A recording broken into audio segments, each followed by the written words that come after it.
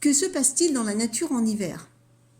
Pour nous, les êtres humains, l'hiver se traduit principalement par une saison de froid extrême durant laquelle certains d'entre nous se laissent tenter par l'hibernation pendant que d'autres en profitent pour s'adonner aux activités qu'offre la neige. Par contre, dans la nature, il en est autrement. La faune et la flore ont en effet une toute autre façon de vivre l'hiver. On peut déceler différentes formes de stratégies, aussi bien chez les végétaux que chez les autres espèces animales. Toutefois, quelle qu'en soit la forme, les méthodes adoptées tendent généralement vers des stratégies d'autoprotection. Découvrons ensemble ces différentes stratégies.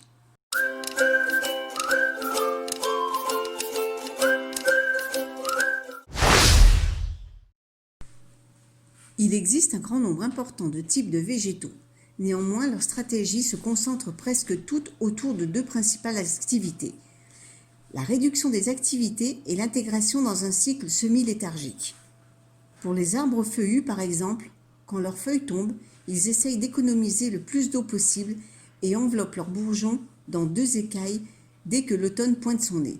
Par contre, les arbres non feuillus, tels que les myrtillers, les lauriers, sont beaucoup plus résistants dans la mesure où ils sont plus pauvres en eau. De même, leur richesse en sels minéraux constitue également pour eux une excellente protection contre le gel.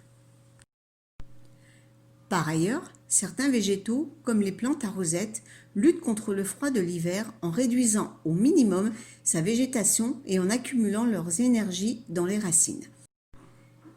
Il en est à peu près le même pour les plantes à bulbes, tubercules ou rhizomes.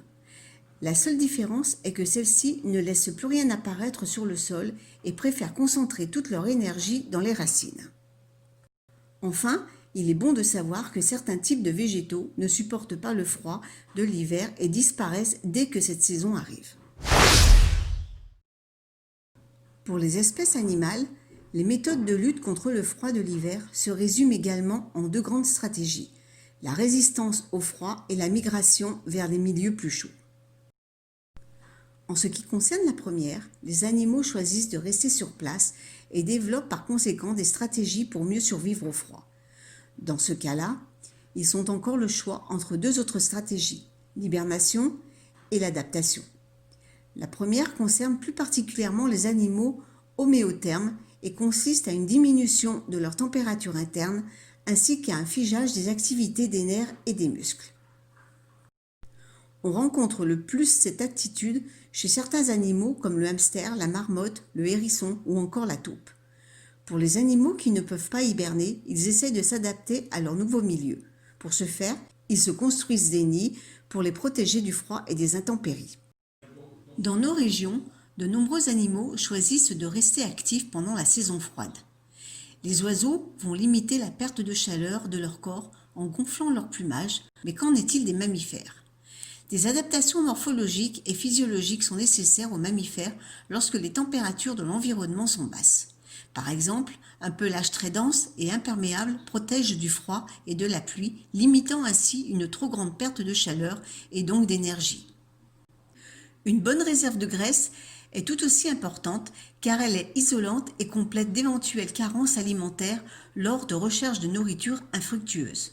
Victimes du froid et d'une trop grande période de disette, certains animaux n'arrivent tout de même pas à passer l'hiver. Cela profite cependant à leurs prédateurs en recherche également de nourriture. D'autres enfin migrent vers des régions ou des pays plus chauds.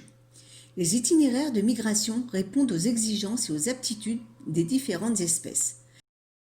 La migration est une autre technique pour éviter l'hiver. C'est la fuite des pays froids vers les pays chauds. De nombreux oiseaux migrent un peu avant l'hiver, à l'image des oies, des grues ou des canards.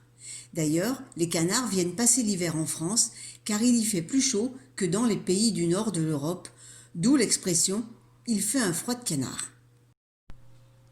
Cependant, les oiseaux ne sont pas les seuls animaux à migrer. Il y a également les insectes, les mammifères et les poissons.